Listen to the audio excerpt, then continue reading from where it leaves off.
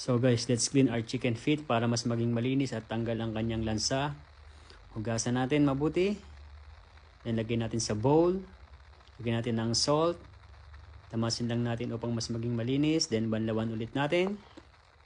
Strain. Then prepare na natin ang ating mga ingredients like onion, garlic. Mas maraming onion at garlic, mas masarap. So lagyan natin ang ating garlic sa pan. Onion. Then ang ating chicken feet.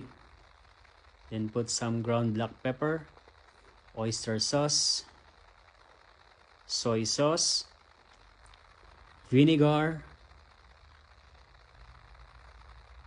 green chili para may konting sipa, then brown sugar. Mix lang natin para mas maging masarap. Yan, takloban na natin. After a few minutes, lagay na natin ang ating hot water para mas maging malambot ang ating chicken feet. So guys, yan na. Yummy!